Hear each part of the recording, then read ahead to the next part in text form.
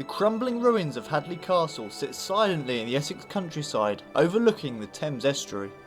Originally built by Hubert de Burgh in the 13th century, the castle was used by many royals over the following centuries as a personal retreat due to its close proximity to London. In 1544, the estate was broken up and sold off to Lord Richard Rich, who subsequently dismantled much of the castle for the value of its stone, and the building has been left to ruin ever since.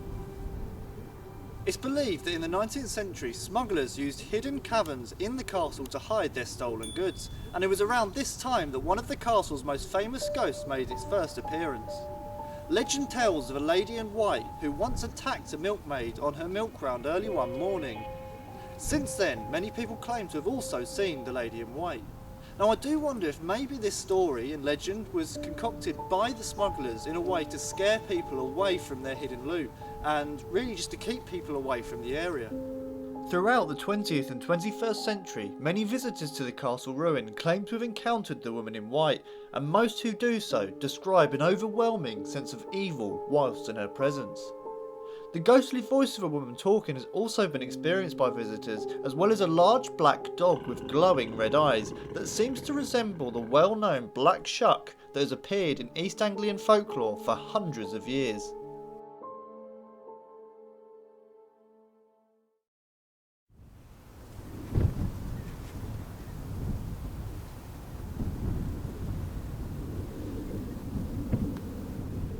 So I thought I'd give you a little tour around the castle grounds at the moment. The biggest problem we've got here in the whole day of filming is the sound, obviously. It is incredibly windy.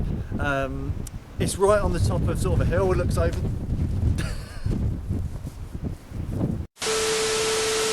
As I was saying, it's incredibly windy. It's right on top of a hill and looks over onto the Thames estuary, so the wind just completely whips up here. Although I haven't said that, you can see why they built a castle here, because one, it would look amazing up on the top of this hill for everyone else, and two, you've got a huge range of views. So both both for a defensive position and a status position, it's a fantastic place to build a castle. There aren't many ruins left at the moment. But what they are fantastic. It does give you an insight into how big the castle would have been and the kind of architecture that would have been here.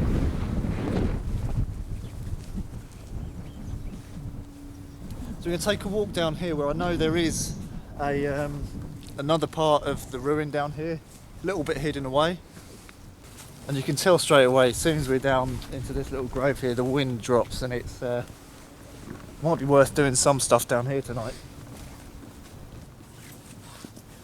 The other thing we've noticed today is there's been an awful lot of dog walkers about and people taking walks in the park and everything, so it's a well used and looked after site, which is nice. It's nice, it's not just all been left to ruin and is derelict. But with the sheer amount of people that come here, you think maybe there'd be a few more ghost sightings than have been reported, so you know, who knows. I think a lot of the sightings are merely legend, rather than based on any fact, but you know, it is an old place. It's been used for a long time, so there may still be some kind of energies lurking about here. So the castle stretches right down here. Here's guessing another bit of the wall.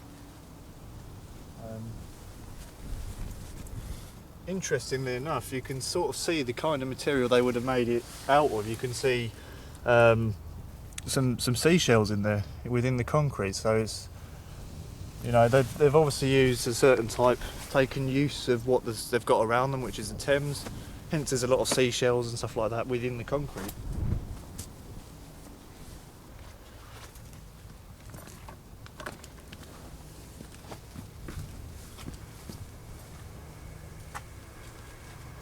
Yeah, it's just a sort of nice little caverny cave bit. It's a lovely place, it really is. When there's a noisy train line going past, you've got aeroplanes going over constantly, but other than that, it's a lovely, lovely little area. Aside from the ghost stories, you know, it's an interesting place. So I think what we're going to do, we're going to go and get some dinner, something warm to drink, and then we're going to come back and start off with the spirit box experiments and see what we can get later.